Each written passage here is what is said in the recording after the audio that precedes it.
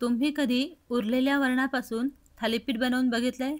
खूप अप्रतिम तयार होतं आणि नाश्त्यासाठी, जेवणासाठी तुम्ही एक हेल्दी प्रकार बनवू शकता आणि पटकनही तयार होतं. कसं बनवायचं ते तुम्हाला सांगते. काय करायचं, 1 वाटी डाळीचं पीठ घेतलेलं आहे मी, बेसन पीठ. नंतर 1 वाटी मी इथे ज्वारीचं पीठ घेतलेलं आहे. नंतर अर्धी वाटी मी इथे तांदळाचं पीठ घेते. मग तांदळाच्या पिठाने काय होतं, थोडासा कडकपणा आणि खरपूसपणा येतो. आणि अर्धी वाटी इथे मी अ, गव्हाचं पीठ घेतलेलं आहे. ह्याच्यानंतर मग कांदा घालायचा. कांदा खूप इम्पोर्टंट असतो. ह्याच्यामध्ये बारीक चिरलेला कांदा मी अर्धी वाटी घातलेला आहे. नंतर ह्याच्यामध्ये हळद आणि तिखट घातलेलं आहे.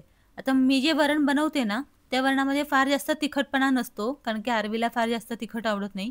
त्यामुळे वरण खूप जास्त तिखट नसतं.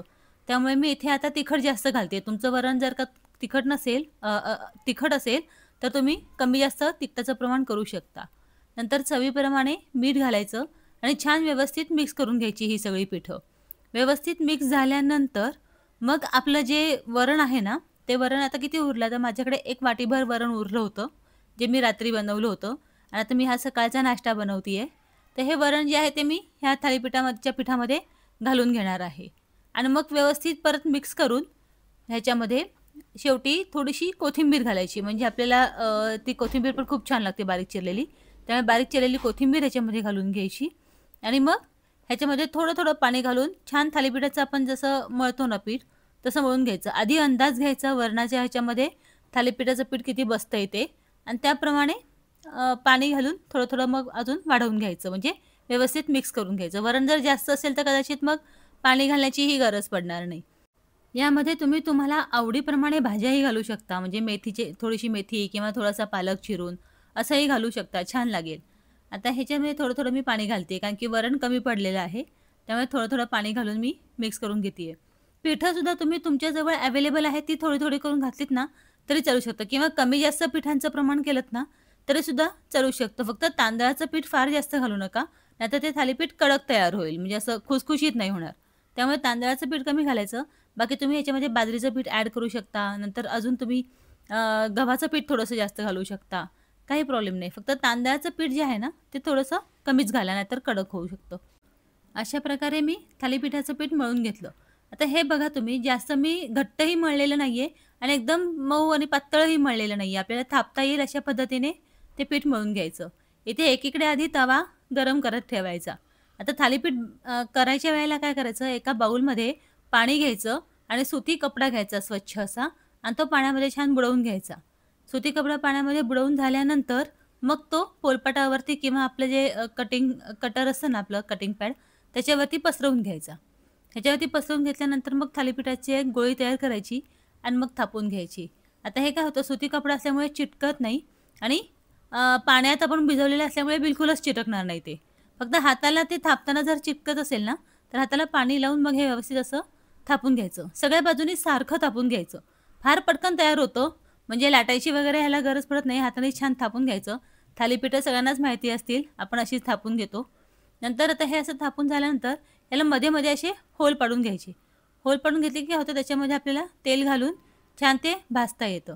त्यामुळे होल पाडून घ्यायचे. असं सगळ्या बाजूनी व्यवस्थित थापून घ्यायचं.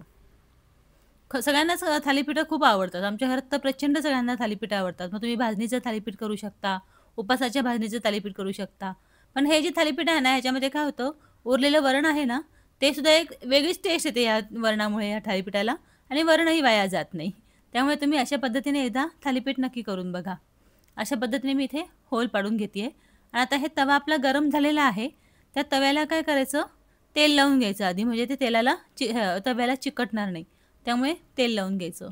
इथे तुम्हाला आठवण करून देते, तुम्हाला माझ्या रेसिपीज आवडत असतील, तर मला कमेंट नक्की करा. मला खूप आवडतं तुमच्या कमेंट आल्या तर आणि मला प्रोत्साहन मिळतं. आता ह्याच्यावरती मी थालीपीठ घालून घेतलेलं आहे.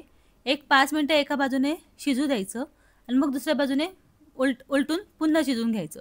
पण ह्याच्या आधी हे होल जे आपण तयार केलेले आहेत ना ह्याच्यात, त्याच्यामध्ये तेल घालून घ्यायचं. म्हणजे छान सगळ्याकडनं तेल लागून ते छान सगळ्या बाजूने भाजलं जातं थालीपीठ छान आपलं.